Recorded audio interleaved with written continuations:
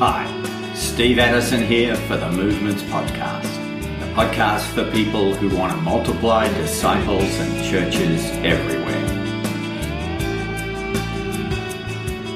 Today we're going to hear how the gospel is transforming lives in some of the world's darkest places as we talk to Don and Theresa Waybright.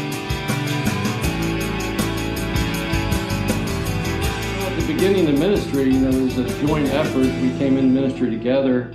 I had a young family, so Theresa was focused on the kids, and I was released to do ministry. And from the very beginning, the ministry, the DNA was movement, even in the church.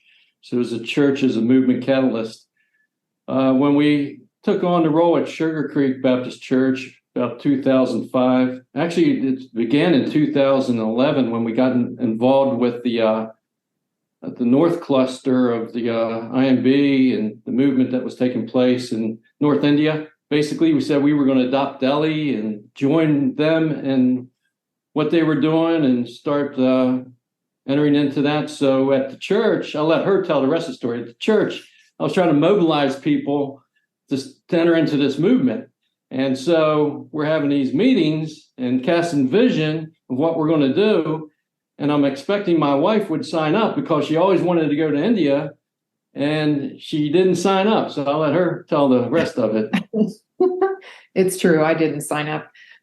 When we had the first meeting and I found out that we were going to have to go out and actually share the gospel and that we weren't going to minister to orphans, I was like, oh, I can't do that. That's Dawn's thing. That's not my thing. And so to make a long story very short, I went to the first meeting, or I had to go to the next meeting because it was at our house and I was kind of trapped in it. And he again said, you haven't done your paperwork to go. And I said, I can't go. And he said, well, I'll challenge you, go to training, be part of trainings, help lead trainings. And then also I said, I can't afford to go. And he said, well, I'll tell you what, you send out your support letters. If you don't raise your money, then we'll talk about it. Well, the first 3 people supported the trip, went to trainings, helped lead trainings. And then my first trip literally changed my whole perspective on what missions really was. And it was about sharing the gospel and being in the harvest. And so I didn't ever say, let's go to an orphanage again. I think that's great, but it just literally changed me. The first person that agreed to receive Jesus right there when I asked them, I told my story and then told Jesus' story, and they wanted to change their destiny. And I just couldn't believe that would happen for me. And so I was intimidated, I think, more here in America when we would have to go out and share. And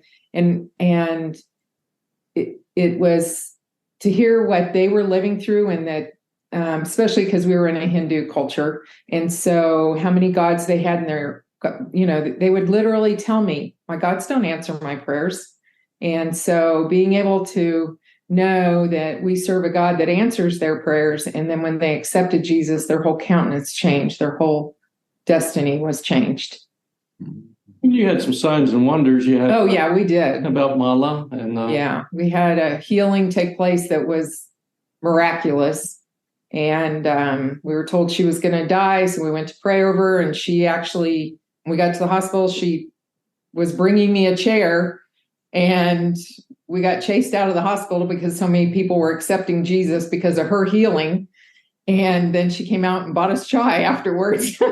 So yeah, we got to see some pretty miraculous signs and wonders that God did for us to be able to see and witness and testify to. Well, we just began that journey of the next trip. The next time I signed up and led trips, never thought I could lead a trip.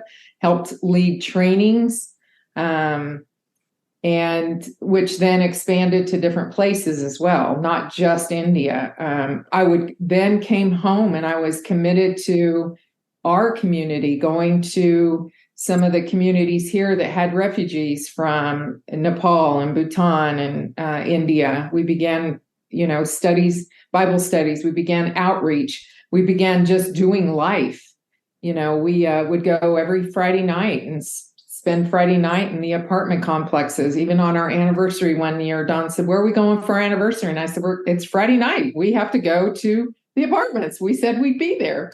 So, well, it's his fault. He started it all by forcing you to go on the trip. That's right. It is his fault. We ended up getting our visas revoked from India. I got my visa revoked maybe 2016. She got her visa revoked in 2017. 18. But out of that, something birthed that was pretty special, and that was this Hilltop of Hope red light ministry in the red light of Mumbai, India. That was a multiplication ministry. It just emerged out of that context. And that was on her heart. We had been in the red light district on a trip that I was leading to Mumbai.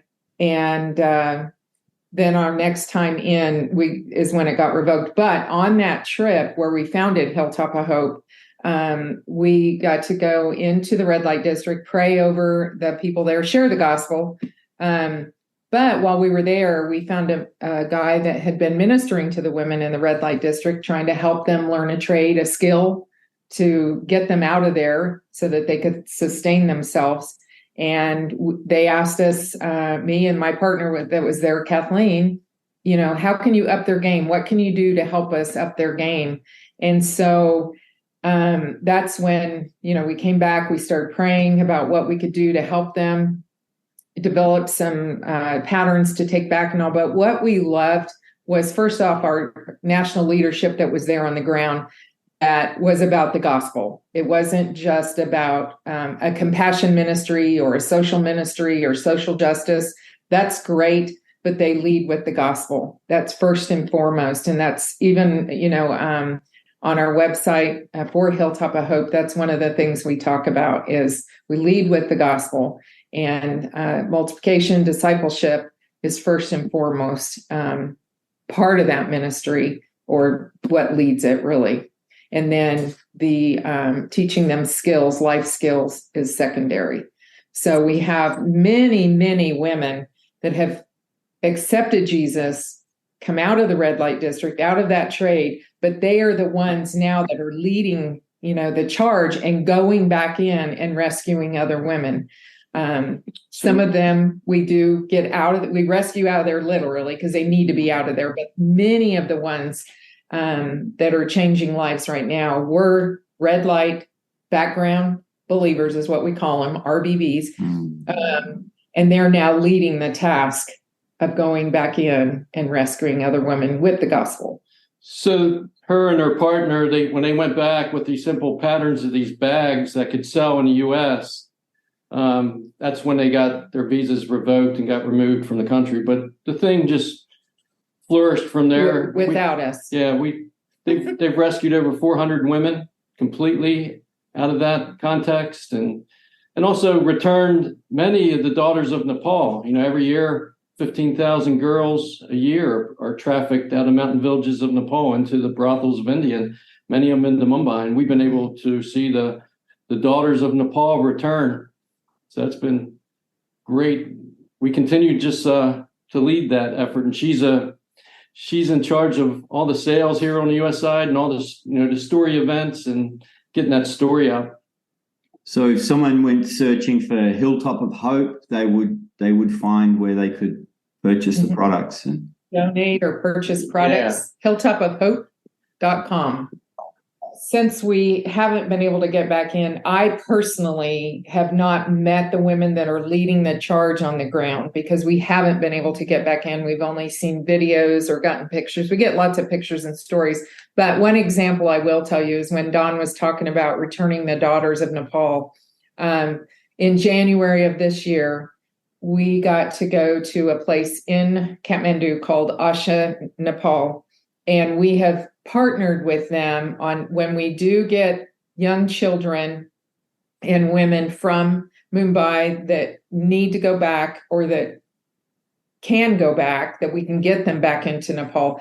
Asha Nepal takes them in, helps rehabilitate them. get them the health care that they need, and also life skills, schooling, whatever it might be. And so this January, we got to walk on that campus and meet many of them. I get very emotional because it was the first time I got to meet some girls that we've actually had a hand in helping, through the work of the Holy Spirit, because it's not us. All this that's happened has been through the Holy Spirit. But we got to meet and touch and hug and hear stories of these girls that have been rescued and what that has meant to them, and the trajectory of their life has now changed forever in these children. So, and there were probably 20 some at that point that were there. But the adult girls we got to talk to, just the hope, the new life that they now have, the care that they're being given, the love that they're being shown is beyond what I ever imagined to be able to get to witness and be a part of. So that's my most memorable. Mm-hmm. And someday when I get back into Mumbai and I get to meet these other women, then I can talk about them. But they're just amazing. They work so hard. They work tirelessly, day in, day out in the harvest. But another place that spread is into Colombia, South America. We used Troy Cooper's 3-touch model and launched out No Place Left Bogota, probably 2018, and it worked, man. It really worked. And we saw, like, the first year, we saw 90 new churches, 700 new worshipers emerge in Bogota alone, and about half a dozen different leadership networks spread throughout Colombia. But in that context, we also birthed Hilltop of Hope in Bogota. They have a tremendous prostitution issue and just these Venezuelan refugees that are coming into Colombia. I mean, husbands and fathers will sell their daughters for $1. I mean, literally sell them to a trafficker for $1. And so it's just horrific, some of this stuff. And Theresa's helped. She's helped with the training in that movement. She was part of that 3-touch launch training team, and also developing and forming the Hilltop of Hope. We just had 30 girls completely rescued, restored with a new way of thinking, new way of living, new way of loving, coming out of the brothels in the red light district of Bogota. We got these national teams, these red light background believers are going into the heart of darkness in the Mumbai red light district. They're going and praying with people. They're getting to the gospel. You know, it's just like Rahab's hope. She saw the hope of the God of Israel, and she put that rope out there, you know, and so I think these people in that darkness see that light, and they're drawn to him, and they see some hope, and they come and talk to him and say, you know, to talk about their circumstances. You know, my husband sold me into prostitution and such, and now I'm trapped in this and I can't get out, and I want to go back to my home village, and so it begins that way, and then it's messy. It's messy. They may continue to feed the family by doing that business, but eventually they get loved on, and we move them into a community, a loving community, a healing community as well. And then as we can, we'll help walk them into a new relationship with their family, because many times they're rejected by their family or their village, but we'll walk them, you know, they'll journey with them in that process and make sure it's safe, make sure it's secure, make sure it's permanent, and that there's not exploitation or anything like that. So, but it looks just like what we do all around the world, Steve, as far as in the red light. It's just, we lead with the gospel. We begin to love one another in this 3/3 format, basically is authentic biblical community. We use trauma-based tools in that as well now that are some of the best practices I think a lot of No Place Left people are using today for the refugee crisis and such. But we've introduced that into this context. It works very effectively with these women, but it's all consistent with the same models of multiplication, you know, the 3/3, but it has some real good trauma-informed tools. And, you know, it just emerges as church. It's a loving community, and we equip them to go and make disciples. And if they're not going right back into that red light, and reaching their sphere of influence, they go back into their villages. In many cases, we've seen them develop churches within their villages. And typically, is it majority women because of the nature of the field? Yes. Yes, and then we it's fascinating, but we see a redeemed transgender church there as well. Tell us a bit more about that. Well, it's the same model. The gospel gave them a new identity, a true identity, and they meet regularly now. They meet regularly. They love one another, and they're out of that business. They're out of that lifestyle. Because previously they too were involved in prostitution. They were transvestite prostitutes. Yeah. Yeah. Yeah, we had such breakouts. We were sending in some, U.S. church teams into this really hard area. We called it the caged area. The real beautiful young girls, they would literally cage them up. And the ironic thing, it's all Muslim-owned area. It's all owned by these Muslims.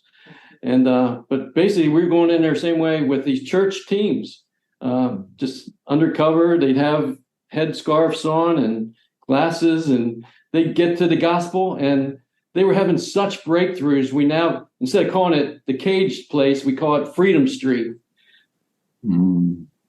Wow. You did a pretty good job, but I still haven't cried. Year and a half ago, we left after 20 years of church-based ministry, which we pretty much did that together. They got a 2-for-1 deal in that role. We left for the ministry of Reach the Rest and became the global strategy leader for Reach the Rest, which is a movement organization, just basically bringing in a lot of the relationships I had around the world and just helping to catalyze movement. But we do that together. We travel together. We train together. We were in a month in West Africa earlier this year and training together. And she just brings, just such an element that I can't. I mean, she has such a dynamic, outgoing personality and connects with the women so well. And she's just a tremendous compliment and support to me that allows me to even exponentially increase what I'm able to do. It's just so, we always say we're amazed by God's timing, but if this would have happened 10 years ago, I wouldn't have been able to do this. So it's all in God's timing that it's worked out this way. And I do have the freedom to go with him.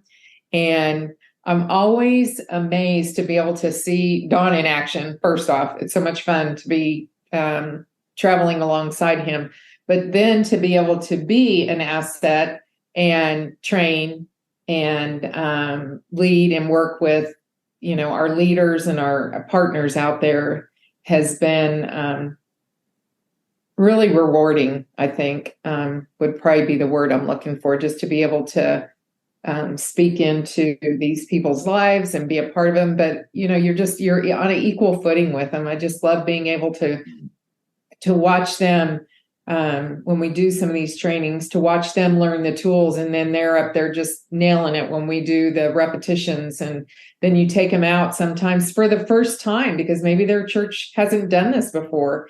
And they're just like, this works. What do you mean this works? I didn't know this would work. So it was some of the churches that we got to train in West Africa this year. That's just what I saw. It's like a light bulb went on, and they're thinking, why haven't we been doing this all along? So that's been very encouraging. And I'm not a good dancer, but Theresa's a good dancer. And she's dancing in Ivory Coast with the West Africans, and she's dancing with the Iranian leaders, and that was so she's a multicultural dancer. Our desire is that it's a spirit-led, spirit-empowered movement organization that's focused on Indigenous leaders, identifying, helping, equipping Indigenous leaders get to their vision of multiplication amongst the least reached peoples in the world. DMM, CPM, it's all relationships with, like-minded visionary apostles around the world getting the visions, and it's It's been beautiful. I talked to you a year ago when I was just trying to figure this thing out, and God has been finally really giving me understanding of what our role is and what the future of Reach the Rest is, and it's been really emerging really, really well. So just the relationship, some of these national leaders that we're with around the world has just been incredibly rewarding is a good word that she said, but just so privileged and honored to be walking alongside and helping these guys get to their vision. Yeah. And now you have a considering a move. Tell us a bit about that. Well, everyone is aware of the major crisis with the Ukraine conflict, the refugee displacement of people. It's been epic proportions, probably since World War II. We haven't seen anything like this. And that was burdening us. We got some of that trauma-informed training that was principally for the red light district, but we're thinking also for, train and equip and use it as an entry into this refugee context. But as we were discovering that, Reach the Rest didn't have any relationships, and I have never had any relationships in that region, Eastern Europe and Russia and such. And so just praying about that. And in that journey, we had, basically just talking with some leaders. We had the IMB Europe and Campus Crusade Cruise church multiplication leaders for Europe ask us to come in and just help raise up the level of leadership with their multiplication leaders. So basically come into that context and really we've seen that emerge in Moldova in particular. Just everything just seems to be coming into alignment and God orchestrating this. So coming into Moldova and basically helping national leaders break through barriers and raise up the level, raise them up to shoulder height as far as national leaders, as far as breaking through barriers and multiplication. They've got some good tools that they've applied. Even in Moldova, there's this one network of 60 some house churches, but they're all like first, second generation, and so helping them get to break through those barriers, get to movement, fourth generation beyond. And so we intend to do a scouting trip in December and head there for 3 to 6 months in Eastern Europe, starting in Moldova in the March timeframe. Seasoned enough to get some national leaders with vision, get them moving, build relationships. We may come in and out frequently. I still have to lead the global strategy for Reach the Rest, but just hop short flights in different regions of the world just from Eastern European base is what we'll be doing. Mm. And what are you trusting God for in Moldova at the end of the time? I'm trusting God is there before me and that he's already there, and I don't want to be anywhere that he's not at, and that he's sending us there to get to a movement that would glorify him in post-Soviet state of one of these post-Soviet states. I hope you've been challenged and inspired by Don and Theresa's story. Visit hilltopofhope.com to find out more.